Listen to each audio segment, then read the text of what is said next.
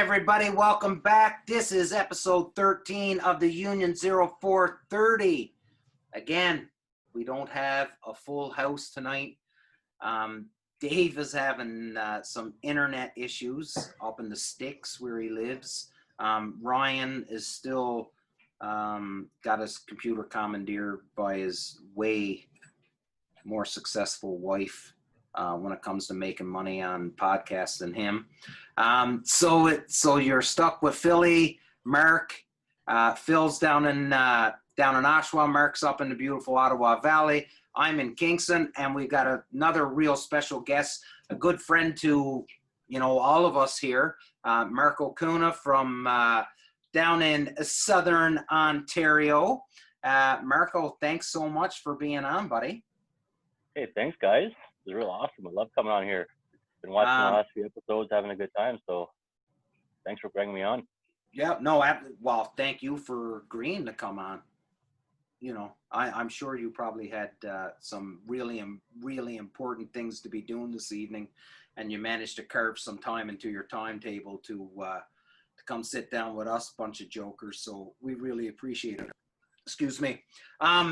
So we've had a pretty exciting week here at Punisher Waterfowl with the announcement just on Monday that we're going to be part of the Challenger team, and we're going to really dig in and help those guys grow, and we're really looking forward to that. You've seen, for anybody that's been following our social media, you've seen the contest that I announced last night. Only got one submission yet, but I'm hoping that's going to change, and hopefully we'll get a ton. Hey, Marco, how come you didn't put in? We got to talk. You got to put in a video of your dog. But anyways, enough of that. Let's talk to the Portuguese dream himself. The hairiest man I've ever met in my life. Mr. Marco Cunha. Marco, thanks, buddy. Again, thanks so much for coming on. Really appreciate it. And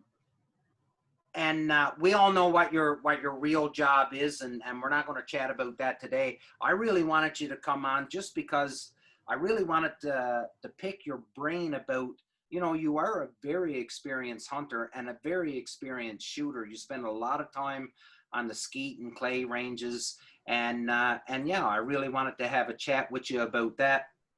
But before I get to that, and this is something that we forgot to mention at the last show, but something that's real important that we need to get out there tonight, and that's the fact that we've made the decision that there will be no Punisher Waterfowl camps coming up this fall. And I know for a lot of people, it's probably not the news that they were hoping to hear, and they were hoping to hear me give a little bit of information on when the dates were going to be. But to be honest with everybody, I really decided that it was time to stop the camps, because I started to focus more on the money than I did on the actual camp. I really wasn't having, especially the last year, I didn't have as much fun at the camp last year as I wish I would have had. And it was mostly because of the money surrounding it, and trying to make sure that I wasn't going to lose money, and I was going to make a profit, and making sure everybody was all good to go and happy and all that good stuff. So I sort of started to, go away from the true intentions of the camps. And that was really for me to bring in the supporters of Punisher Waterfowl and sit down and have a fun hunt with them over the course of a week and drink copious amounts of beer and tell all kinds of lies. And, all the fellas still did that, but I didn't. And for that reason, I think we're going to put them on hold this year. Not saying that the camps will never come back, but once I figure out the right formula, once I got that right formula, then we'll bring the camps back. And yeah, so really that's it. I know, like, all of you guys have been at the camps, and I know you guys were all looking forward to going this year too, but yep. It's just, it started to get away from what the true goal of the camps really were. And last year I was really, really focusing on money and not losing money. And, so I don't need the stress in my life, and I hunt to have fun, not to be stressed out. So no camps this year. Hopefully I'll figure out a good formula and that I can not lose money and still have fun. We'll see.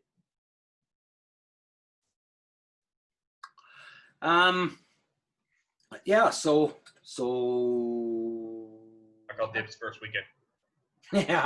Yeah.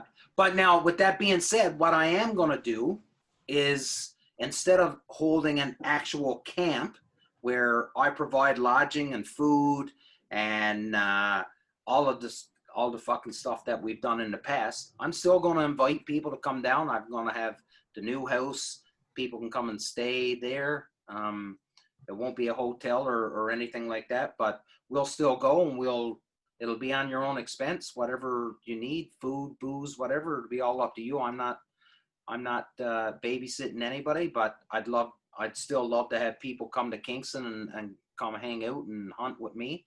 So that's still what I'm going to do. I'm just not going to charge anybody any money, which makes way more sense. Just come and hang out with me, and we'll go shoot some birds in the face and come back to the house and drink beer and tell lies. So I know, I'm pretty sure I can expect to see Mark during the fall. Marco, I know you're quite a ways away, and Philly, you're pretty goddamn busy every day. So I'd love to be able to see you, but I get it too, right? It's only an optical illusion. Oh, yeah? Hey, you're doing a fucking good job of it.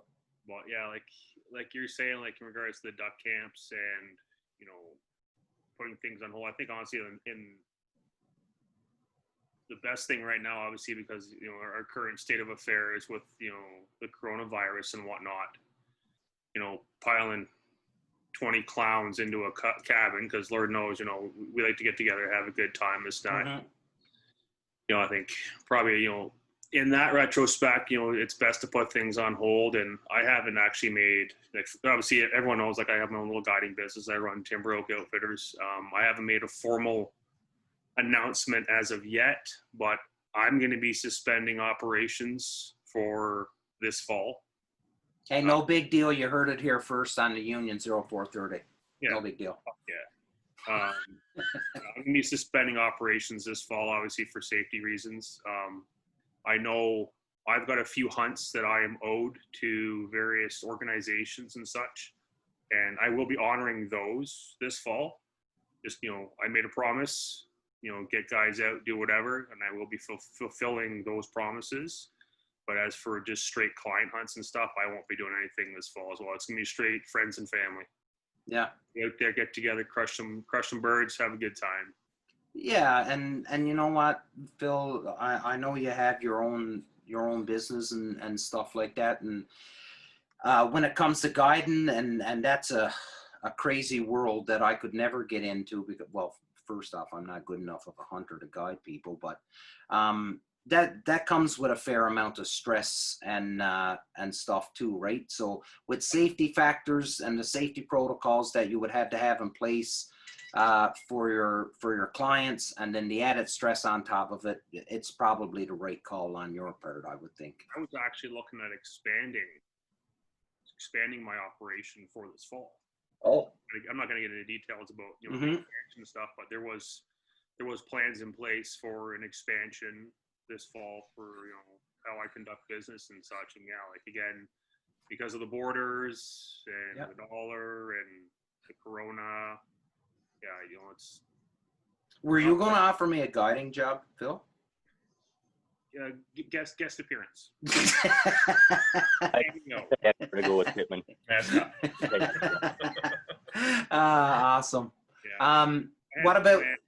Oh, sorry. Go ahead, buddy. I had plans, but at the end of the day, like I don't do this for a living, right? Yeah. It's a hobby more than anything, just to get guys out, make new friends, see new faces, whatever, right? And, it's the money for me is the last thing on the table. Cover some fuel, Mm-hmm. whatever, right? You're not going to get rich off this, especially That's right. how I run things. So at the end of the day, I'm like, you know what? It's not worth it. Bring something home to the family. No. Yeah. No. I get it. What about you, Marco? How much to with regards to your hunting, how much is this going to affect your hunting now for the upcoming season? Ooh, tough to say. If things progress normally, I think the hunting season will be just fine. Yeah. I think my only concern is that not that it's really a concern in the long run, it would be good, is if, we kick things back into high gear and get me back to work for the fall cycle for work. Yeah. I'm going to be pretty busy trying to I would think so, rein things back in. So if that happens, I don't think I'd worry too much about it. I could miss out on a couple hunts here and there to make sure we get back on track. But I mean, if not, if things kind of just progress the way they are and we kind of ease into everything, I think the hunting season will probably be just as fine as it is now. Probably in terms of crop and the way bird numbers are, I think we're in for a banner year, at least down here. Not that we have huge amounts of birds. We're not on a major flyway down here, but from what I've seen in our local hatch and birds in around my area and a couple of spots I've already been out scouting and visiting, bird numbers are looking good. So, corn's growing well. Soybeans are having a bit of a hard time. We had a big drought there, no rain, but yeah, we actually had a full day of rain today, so hopefully things will start to sprout up. And so I think our season will be just fine. But like in any other year, you got to put your work in to make the season work. Yeah, absolutely. I want to come back to that. That point you made up about the hatch. But Mark, what about you? Do you foresee any changes, anything different to your upcoming season right now? As we're almost closing out July here now, so it'll be upon us before we know it. No, I don't see anything. The cancellation of the youth hunt this year is a little bit of a factor because that's something I look forward to every year. Mm-hmm. But other than that, it's going to be the same as per. I don't. Okay. For me, it doesn't affect anything. Right. Really. So going back to that hatch. So as I'm surfing the weed last night and on Facebook, and I didn't dive too much into the regs that were announced yesterday. Just sort of quickly glanced over it. But I did see that I think is it southeastern Ontario and western Quebec that have had their goose numbers reduced drastically. Is anybody following this? We're 65 changed from 5 birds to 3 birds, I think. No, I think it's 2 birds. Or did it go to 2? I think it was 3 in some areas, 2 in others. Yeah. So of course the hunting community, the hunters are a little bit disappointed in the numbers and stuff like that. And someone had posted, like, does anybody have any reasoning behind it? And somebody who was very, very intelligent wrote back and had give a very, very detailed answer. But I guess the hatch the hatches haven't been that great over the last 2 years, and there's been a ton of hunting and a ton of birds being taken out in those areas. So they've had to cut down, especially because so from what this guy was saying, that's the same flyway as what those guys in Maryland and stuff, where they're on that Atlantic flyway, where they're only allowed, what is it, 1 goose a day now? Yeah, they were dropped to 1 this year. Yeah, last year they went down to 1, right? This is local population birds they're looking at, though, right? Later on in the season, there's a bump back up to 5. Oh, is it? Did you guys notice that? It's I only didn't. It's for a certain period of the season. So until the migration hits. Oh, okay. I think. Don't quote me on that. I thought I had read that, but no. Okay, so maybe I might have skimmed over that a little too quickly. That would be more in relation to, say, resident bird numbers as opposed to James Bay flyway numbers. Yeah, well, James Bay is not lacking in birds, I don't think. And you talk about it, Maryland is not lacking in birds either. No? When we were down there with the 2-bird limit, I'd see 25, 30,000 geese during the day. Right. Just that. I think Maryland is more in terms of hunter pressure down there. Yeah. Like one of our good buddies, Mr. Segulik, he'll tell you better than we does. He has some buddies out there. Goes. Yeah, he goes every year. There isn't a field down there that you don't see from one spot of the horizon to the other where there isn't a spread and a pit in there. Yeah. So I think hunter pressure is more geared to those numbers, but I could be wrong, but I think if I heard correctly recently, there's like more duck stamps sold in Arkansas than there's in Canada. So I can tell you that there are more duck stamps sold in Pennsylvania. Pennsylvania, not known to be a very big fucking waterfowling community. There's more duck stamps sold in Pennsylvania than there is in all of Canada. Oh yeah? Yeah. I knew it was Arkansas. That was a couple years ago, so that data could be a little bit old, but as of a couple years ago, yeah, there was more in Pennsylvania than all of Canada.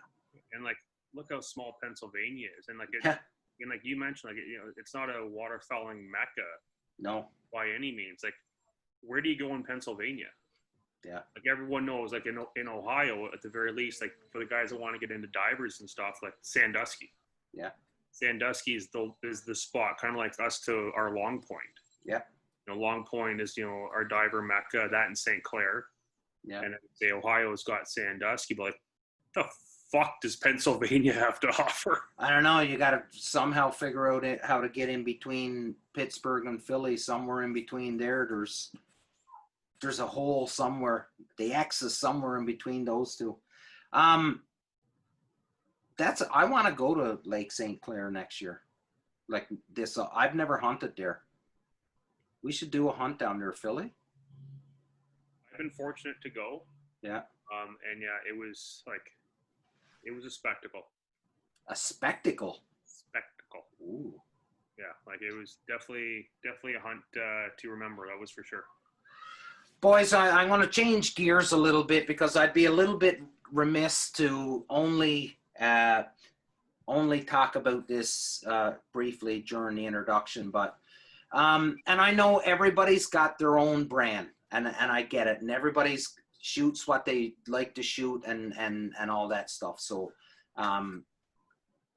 but I really, really need to take some time on this episode and just talk about the leadership at Challenger Ammunition. So for those that don't know, or if you can well imagine, that this whole industry and trying to find someone that you want to align with, and you guys, everyone that's listening, and the fellas that's here on the panel, picking who you want to support and who you align yourself with is such a big deal, and especially when it comes to the people that are here on this show, it isn't always just about getting some free shit.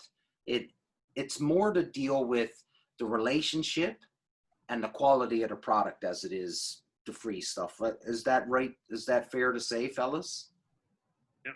Yeah. Okay. Should be the only way it goes. Well, it should be, but Yeah. we know that's not the case, right? So, last year when we were down in Long Point, I had invited a fella named Dan Rochette to come down and hunt with us, and he came down, had a good time. I think he had a good time, hung out with Phil. Him and Phil had the big boats, and did a lot of the traveling out to Big Rice and Little Rice. So Dan got hooked up with Challenger Ammunition, based out of Quebec. True Canadian company. I got to add that in there, my love of Canada. So he reached out and told the leadership of Challenger about me, about Punisher Waterfowl, and what we're all about. And to have a company reach out to me and ask me what they can do for Punisher, how could Punisher Waterfowl and Challenger come together and grow each other, was amazing to have that conversation. And then to be invited down to the Montreal Ski Club last weekend, and spend a day shooting with Elie Zaffrey, a champion skeet shooter, and his son. Let's just say, I kind of embarrassed myself with my shooting ability while I was down there. It was so Billy Kennedy says to me, he was like, "Hey, you're going down there. Like, you're not going to take your waterfowl gun down with you, are you?" And I was like, "Well, that's the only gun I got, really." And he was like, "You want to borrow my Satori?" And I was like, "Fuck yeah, I want to borrow your Satori," right? So I was like, "Yeah, I'm taking the Satori down with me." So I was fucking nice cases, all broken. Fuck, I get down there, all them fellas are down there shooting their semi waterfowl guns, and I'm there with a Satori. I can't hit a fucking thing. Oh, 2 skeet chokes into it. I'm a good 75 meters back. Oh, I can't hit a fucking thing. So it was a good laugh. We had some good times and laughed, and even found some time to talk business and stuff like that. But I felt that I had to. I'm wearing my Challenger hat today because I'm really, really proud of the fact that they reached out to me and invited me down, and we had a wonderful Saturday of shooting and talking shooting. So I had to get that in there, fellas. So hope you don't mind. And if you do, it's too late. I've already done it. So already done. So, Marco, we brought you on the show. We haven't really talked to you about anything yet. So, like I said in the intro, I wanted to bring you on the show because you are a very experienced hunter. You're not just a pretty face. You do know how to shoot, and one of the biggest things, and some people may say, okay, yeah, Damien, that's makes fucking sense. But can you elaborate on your shooting ability in the field and how the time spent at the skeet and trap range, how that's improved your shooting ability? Oh man. So to get to that, we'll go back a couple of years to when I first started really getting into this. So it started when I was a kid. So I think you guys all kind of know my story, but I grew up spending my summers in Portugal with my grandparents. Spent the summers farming, but spent a lot of time out in what I call my heaven, which is the saltwater marsh right in town from where we grew up, and spent the summer fishing. But then I always caught the beginning of the waterfowl season. So that's where I kind of made my bones, learning the art of waterfowling from my grandfather. And I would just go with him whenever I could. And the very first duck I ever shot, I think I was 13 or 14, I can't remember. But I remember it clearly. We were out in the marsh. It's tidal marsh, so tide comes, tide goes down. And it was low tide. We had the boat kind of docked out in one little spot, and in the distance, we see a duck come and land a couple 100 yards away. And my grandfather, being the man who likes to teach lessons, gave me the gun gave me one shell and said, "You saw where he landed, go get that duck." So here I go, knee deep in mud, treading through a couple of ditches, getting through the water, and I get close to this duck, and he gets up at like 60 yards or something, I can't remember. And of course I lay one into it, shoot, fall flat on my ass, covered in mud, miss completely, of course. No way I was going to hit it. And so I just pick myself up and walk on back, and my grandfather comes back and he goes, "There, you just take your first shot. You just wasted one of my good shells. So tomorrow I'm going to take you to go shoot some skeet, and we're going to teach you how to shoot." So wow. yeah, he started teaching me to shoot that way, and kind of go on into my life with hunting on our own. And then I came to meet the crew that we hunt with now, kind of through a cool story through my wife and meeting a buddy named Aaron, and he introduced me to his buddies, and one of them, his name was Charlie. I don't know if you guys know Charlie Peacock, but he's one of my good buddies. I'm sure you see him in all my pictures and stuff. He's, I think, 4 or 5-time national skeet shooting champion now. The kid can shoot. Knows what he's doing, eh? He can shoot. He's good. Yeah. He's very humble about it too. So yeah. I started shooting skeet after I met with them. So I used to shoot at the Golf Sportsman Club up the road. I lived really close to the club here, so I'd shoot a lot on my own. But I really started to hone my shooting skills when I met him and started going down to their club. And we have a saying in our group, it's always just for fun, and we always kind of make jokes about it, is, you got to shoot fast or you shoot last. Because, a kid like Charlie can get up when you call the shot on a bird and have 2 birds on the ground before your gun's even on your shoulder. And so I started learning how to shoot, just by trying to match wits with, a champion. Yeah. And, by no means am I a champion level shooter, but what they say, surround yourself with good people, and it'll help you in the long run. And that's what I kind of got lucky in doing. They're a great group of guys, and we always joke that Charlie's not a good trainer, he's not a good teacher, but man, is it cool to watch him shoot and try to beat him. So I think it really makes a difference. Yeah, that comes with anything, with sports and, growing up playing sports, you always wanted to be playing against the better people because it made you better, right? So if you're trying to compete with you got to get good or you're not going to be able to fucking shoot. It's as simple as that. So adapt and overcome, right? Oh, absolutely. And I think a lot of it came from my grandfather's perspective growing up, right? It wasn't a rich family. When we went out hunting, it was to hunt. It wasn't a sport. We wanted to go kill dinner. Yeah. So, my grandfather grew up in an era where you go out hunting and you'd put 3 or 4 shells in your pocket, and that's all you took. So you had to make your shooting count. Yeah. So he drilled it into my head and my cousin down there too. He drilled it into our heads. You are going to shoot to kill because I don't want to waste ammo. It's expensive. Fuck, my family would starve to death. Well, it was the lay of the land, and an old rusty side-by-side with pitted barrels, rusted from one end to the other, but you made your shots count, and that's the way it worked. I think we can all agree too. Like, there's obviously been a big shift in, yes, for lack of a better term, how we conduct business. Like between, like, say, our grandfathers hunting to us now, where like back in the day, like you hunted to put food on the table. Mm-hmm. There was very much waste not, want not.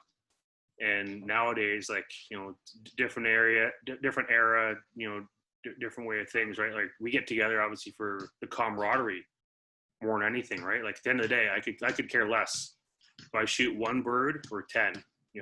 It's for the socializing, the getting out, being outside, and so compare it, today to yesteryear, it's you shot for survival. And now we shoot for fun, right? What a weird term that is, yesteryear. Yeah.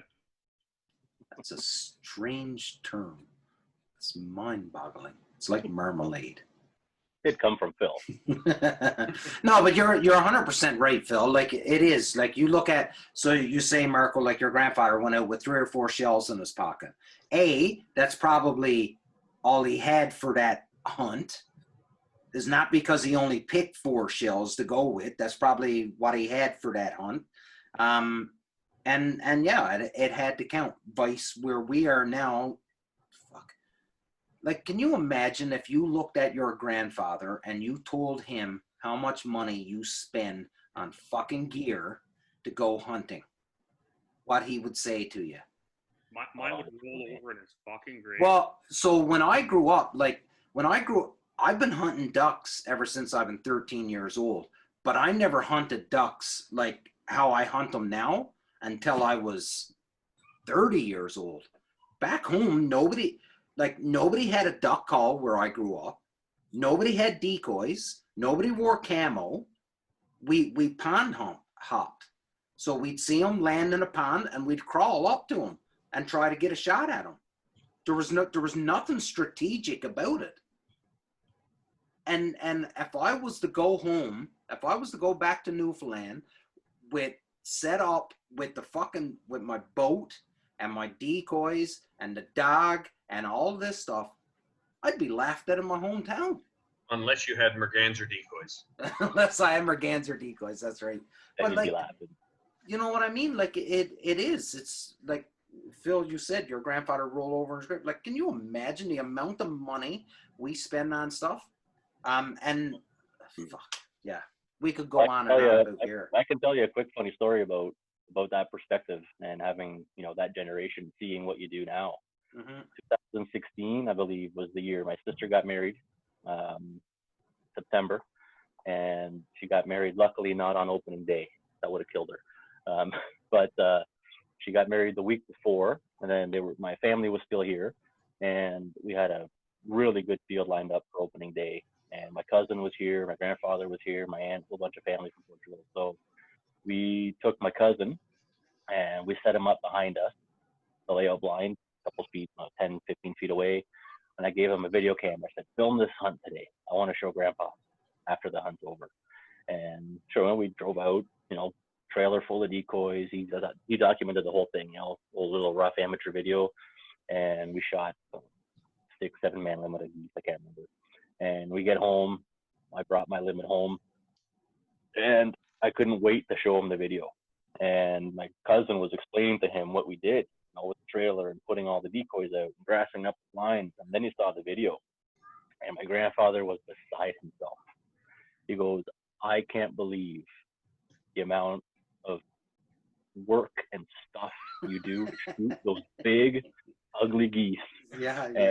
And we just laughed. And my cousin thought it was the coolest thing in the world. He'd never seen it before, right? And got to experience it firsthand.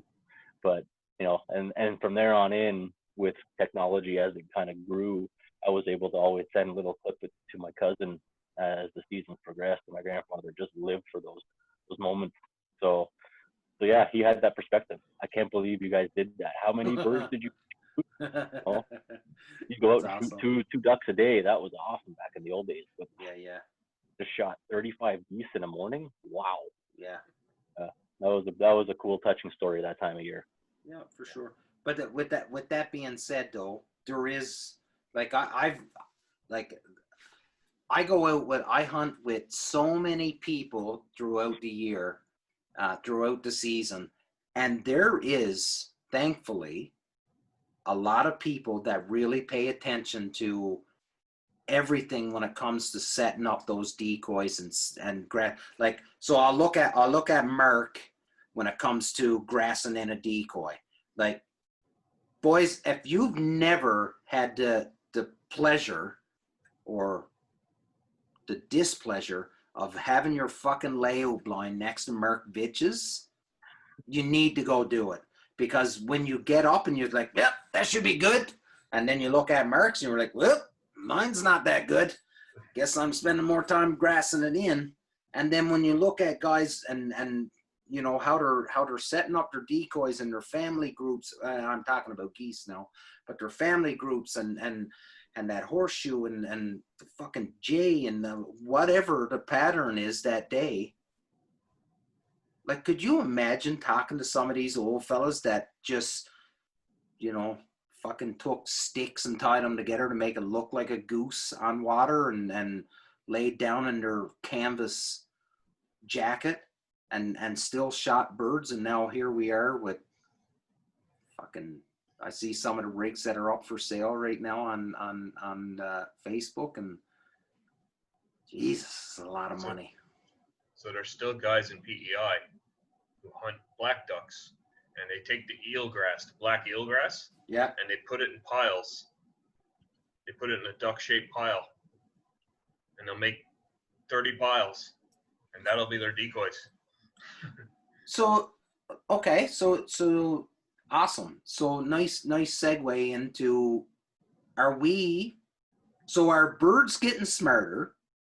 Are we educating birds, or are we just buying into the hype when it comes to decoys? And fucking decoys got to look a certain way, and they've got to be, they've got to have flocked heads, and they've got there's a show, and we'll talk about it just before I let go, before we end this show today. But next week we're going to have a real special guest on, and I know his theory on the whole thing. So I don't want to spoil it for you, but if you're tying eelgrass together and you're still shooting black ducks, are we, going too far? You look at the molt gear videos, like he says, like at the beginning of the season, put out your shittiest decoys at the beginning of the season. Don't be putting good stuff out, because they get smart as the season goes on. So are we continually educating birds?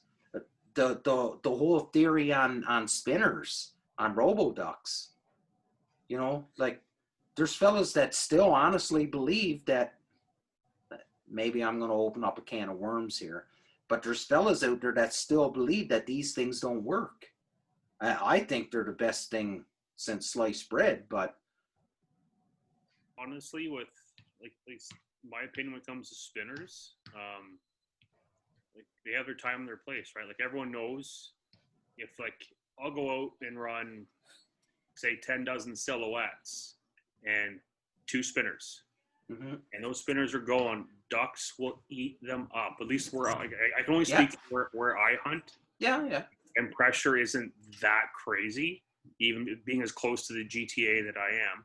Mm-hmm. But like I said, I'll run 10 dozen silhouettes, 2 spinners, and the ducks will eat them. And there's been times where I've run that same spread, and everyone knows geese are coming to kill the spinners. Well, there's been times where I've forgotten, whatever, right? You're getting caught up in shit. You're paying attention to the birds, not your spread. And the geese are like, yeah, we don't care. Yeah, we're coming in There's geese there, and there's food. Mm-hmm. And it's feast or famine, right? Like at the end of the day, it's you or me. Like there's no politeness or etiquette amongst, the waterfowl. It's, I'm eating that cob of corn or I'm going to kick your ass, right? For savages. And exactly. And like they'll eat it up. They don't give a shit. Mm-hmm. There's been times where, you're working birds, you forget the spinners, they come in, say 50 yards, and like, whoa, pump brakes. Get the fuck out of Dodge. I see a duck moving. Yeah, that's a bit shady. I've killed geese over spinners too, and I've always heard kill the spinners, same thing. Not so much that I forgot to turn it off, but that my battery in the remote was dead and I couldn't turn it off. And you know what? We've killed geese over spinners. It doesn't happen often. More often than not, the geese will lock her up and get the fuck out of Dodge. But yeah, like I don't know, man. Like it seems that fuck, I don't know. It just.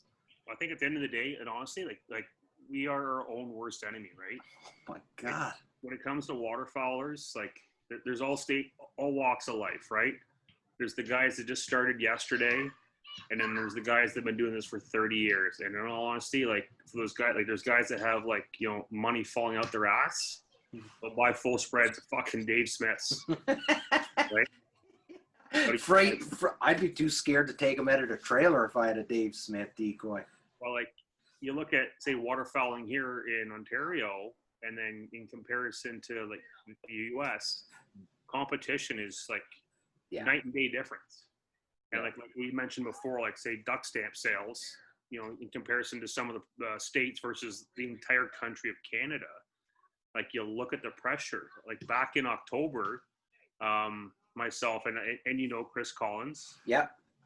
Chris and I, we drove out to Iowa to go buy my last puppy. Yep. And that was right in around, it was late October. So, you know, waterfowling season's full swing, right? So driving out to Iowa, we got to this guy's place early in the morning. And then we were driving back through Iowa around lunchtime. And then I guess, I don't know what Iowa butts up against, maybe Wisconsin. Montana. Well, to the east. Yeah.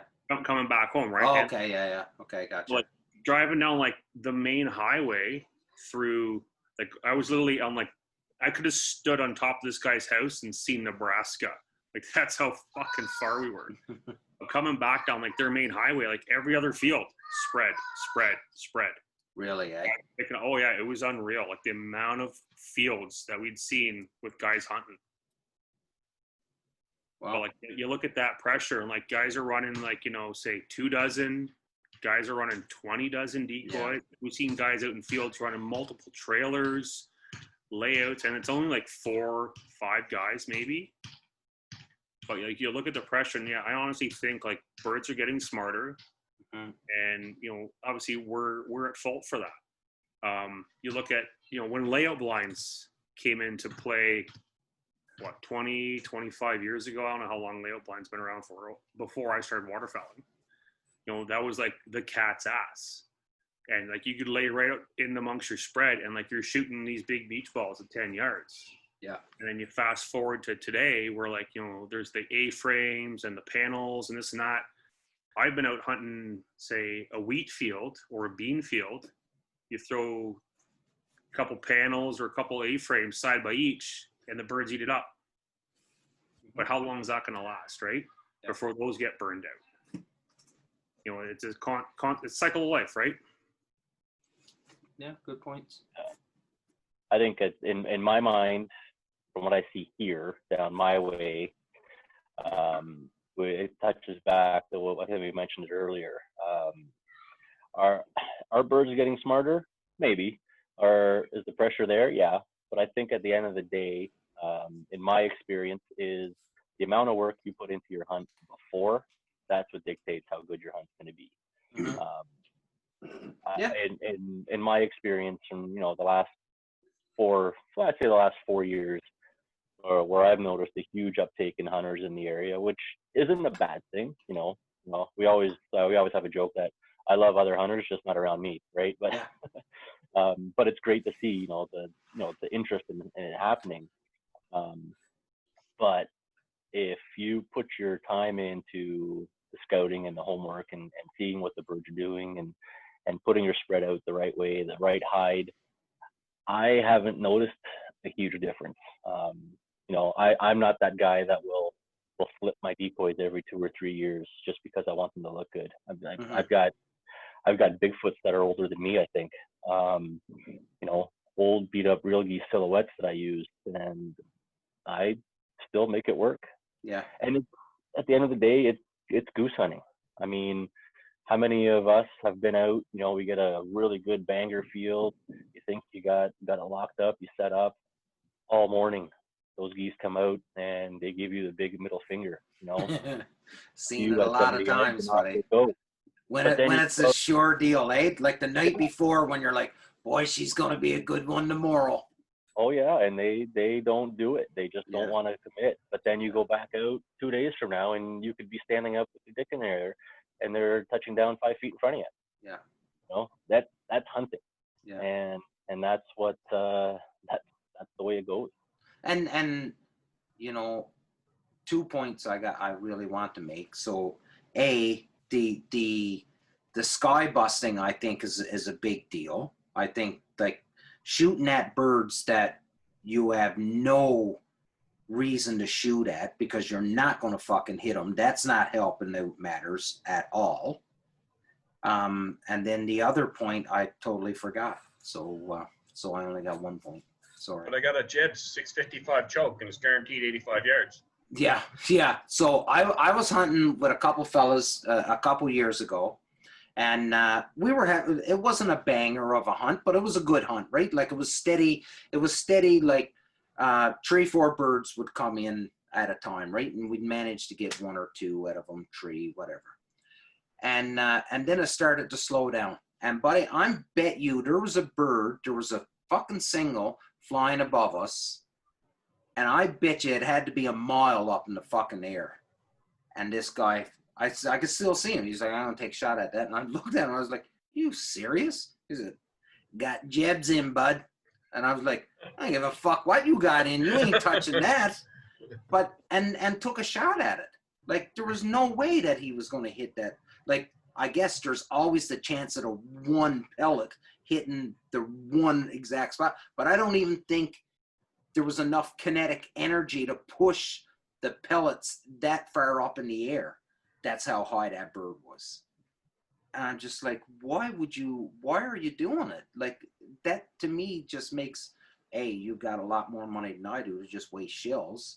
And you're shooting at birds that you're never, so do you think that bird's going to come down anytime soon? Not a fucking chance he's not. He or she, whatever. Gender neutral. I ain't judging nobody here. I've every now and again I'll push a shot and I feel bad about it, especially if I don't hit the bird. Every once in a blue moon, you'll get that one time and the bird will fly by. You'll probably be at 55, 60 yards or something, and for some reason I'll shoot. Yeah. And then I immediately feel bad. The only time I'll push a shot is if the bird is on the water. And yeah, I'm one of those guys. I shoot birds on the water, so you can fucking suck it if you got a problem with it. But if there's a bird and it's out there and it's on the water, I'll take a poke at it that way. But definitely not when it's flying. I'm not nearly good enough shot to take a shot at a bird while it's flying. When it's off a good distance, fuck that. I think if you look now to give Oakley work. Yeah. And well, definitely Marco can attest to this. Like, and I'm a huge advocate for it, but like, there's been a huge push and a huge transition to the 20 gauge. Mm-hmm. And for those that know, like, I have an absolute sweet spot for the 20s. Like, I probably own, I don't know, 5 or 6 20 gauges now. And like, for follow-up shots and just ease of swing and stuff, like a 20 will kill a bird just as good as a 12. Of course it will. But it, like the only thing you're really losing is shot count. You're still getting the same speeds. Like the shells that I use, I'm shooting steel for the most part. They're coming out at 1,500. For the most part, you're shooting steel? There's always bismuth. Oh, right. Sorry. I was like, whoa, what else are you fucking shooting, Philly? No, I got that beautiful A5 20 gauge there. Yeah. And it's only going to shoot bismuth, but there's been this huge shift and transition to the 20 gauge, and I'll push it huge. And like Marco knows how much I love my 20s, and like they'll kill birds just as good as any. Oh, of course they will. But actually, over the last couple of days, there've been a fair amount of traffic sent my way through Challenger, just asking, because Challenger has no 20 gauge ammo. Waterfowl load. No, yeah, neither waterfowl load. They got target load and they've got some slug, I think. But they don't have a waterfowl load in 20 gauge, and I guess that it is becoming somewhat of an ammunition selection that is on the rise. There's a lot of people that's looking for 20 gauge ammo now, and I think that is the reason, Phil. Is that you're still able to kill birds. It's easier, like your shot Your second shot is you're having more success with your second shot, and it's just an easier round to shoot. And I think, yeah, it's getting some popularity, and I think some people just want to be different. I know I'm one of those guys. I like to be a little bit different than everybody else. So so I'm sure there's a lot of guys out there that's looking to buy that 20 gauge and shoot and just to be different. I know Corey Baker shoots a 20 gauge. Fuck, there's a ton of guys that shoot in 20 gauge now. To bring up a small story, one of my fellow staffers from another company, he's based out of the States, and I pushed him hard onto the 20 gauge. I'm like, dude, you don't know what you're missing. Like, this is the best thing since sliced bread. And sure enough, he goes out and buys a 20 gauge. I can't remember for the life of me what he bought. I think it might have been a Frankie. And he goes on like a 5-day snow goose hunt with a whole bunch of guys. Everyone's running 12s. He brings a 12 and a 20. He brings out the 20 the first day and just got mocked. So he tucked his tail. Okay, whatever, guys. He ran the 12. The last day, he's like, you know what? Stick it. I'm running the 20. And these guys doing this conservation snow goose hunt. And he completely folded a snow at like 40 yards. Like, if you spend the time to properly pattern your guns and stuff, it'll blow your fucking mind. He drops this snow dead stone cold at 40 yards. Not a peep out of his buddies. Not a fucking peep. No. Well, like you said, you're losing some of your shot count, but the kinetic energy is still there, right? You're still pushing at what? You're still probably at 1,300 feet per second, right? So the shells that I use, I'm pushing, I think, 15 and a quarter. Yeah. So the speed is there. The killing power is there. You're just losing. I find it for me is I make the birds work more. Like, I want that 15-yard shot. I want that 20-yard shot. So, and like, you know, I wouldn't say I'm handicapping myself shooting a 20, but it's so much more fun. Your follow-ups are way faster. I couldn't tell you the amount of times shooting geese in a field where I've doubled and tripled. Questions asked.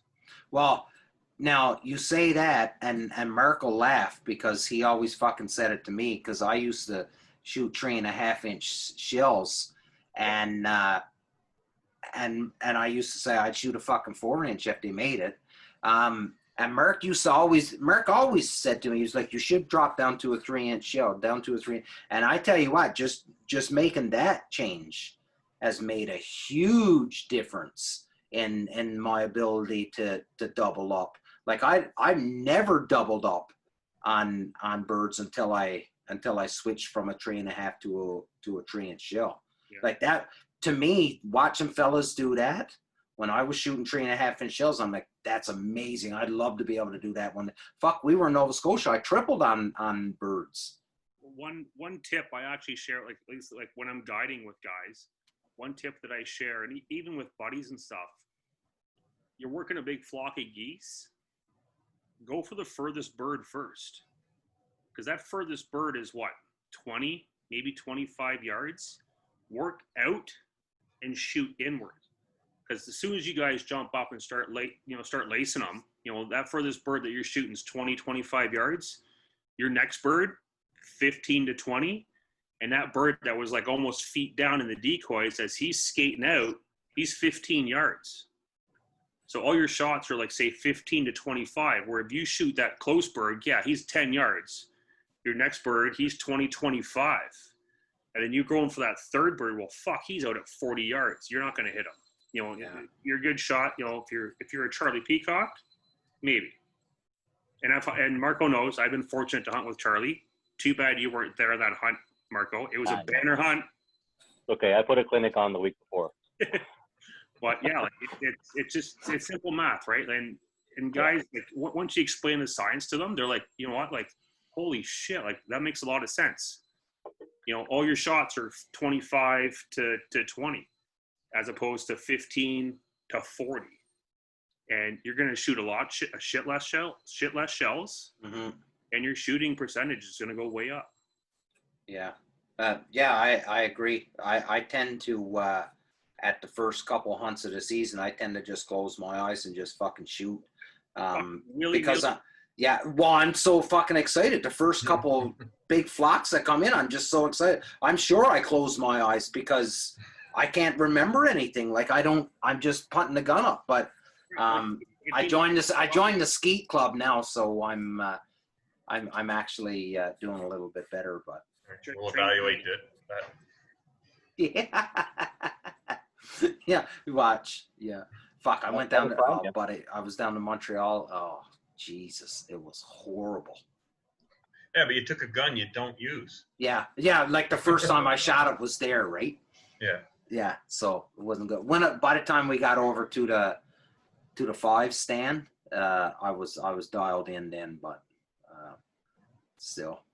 Yeah, it's a completely different fire net brownie than your semi. Yeah, no doubt.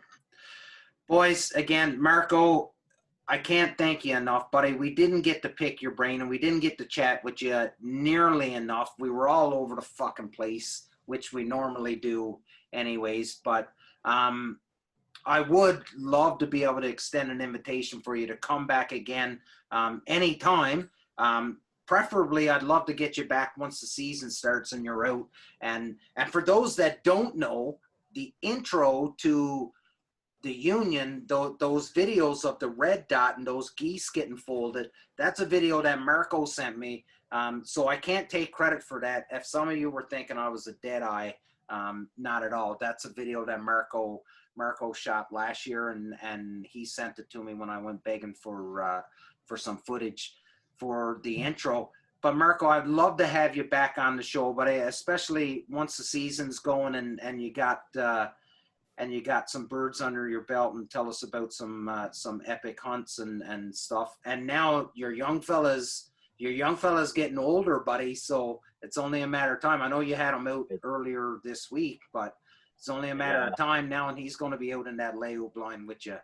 That'll probably be my number one thing for 2020 is to get him out in the field more with me. Yeah. I had him out yesterday, actually. I took him out to Pigeon Farm and did a little training with Oakley, and he's had a blast with that because, him and my dog are inseparable. And what a better way to train a dog than have, him there helping me.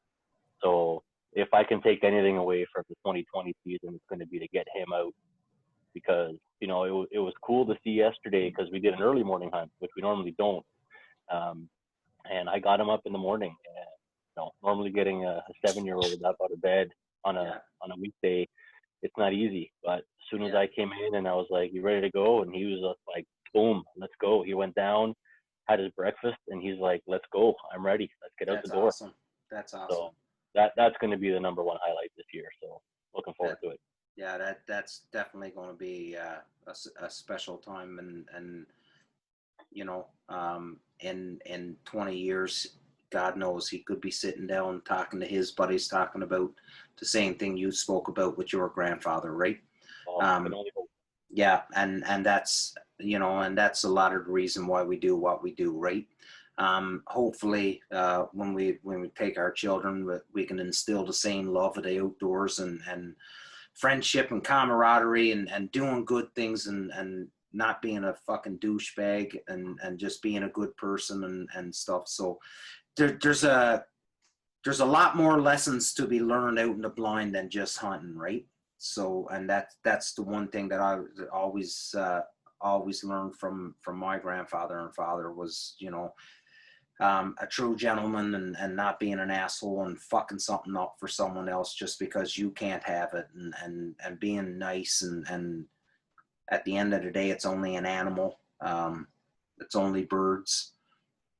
You don't get them today, you'll get them tomorrow.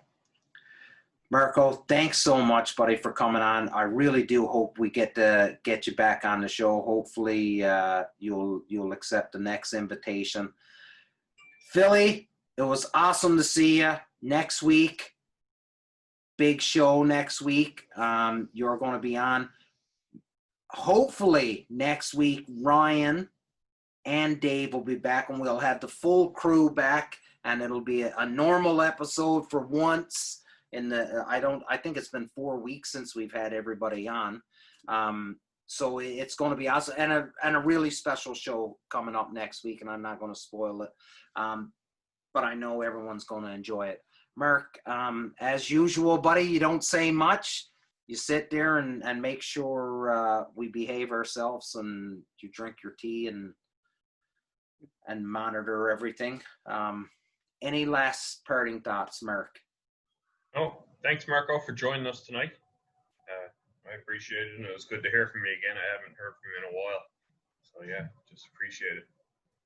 Yeah, thanks a lot, guys. I appreciate it. Hey, and I said anytime you guys need me, I make time for you.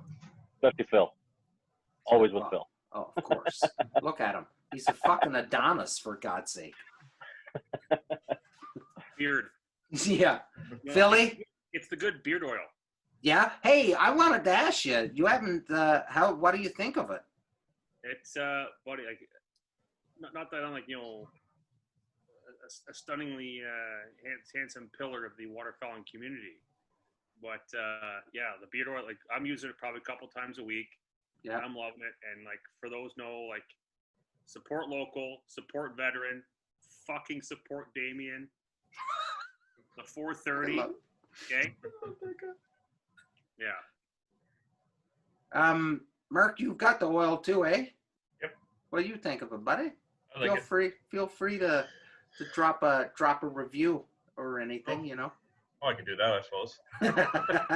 No, I appreciate it, guys. Everybody listening, thank you once again for watching us as fucking four knuckleheads get on here and steal oxygen for an hour and really just talk about the first thing that comes to our mind. And listen, we're not experts. We don't pretend to be experts. We're real down-to-earth blue-collar guys that just enjoy one another's company, and we love hanging out, drinking beer, drinking tea, talking about bird hunting, solving all the world's problems. That's it.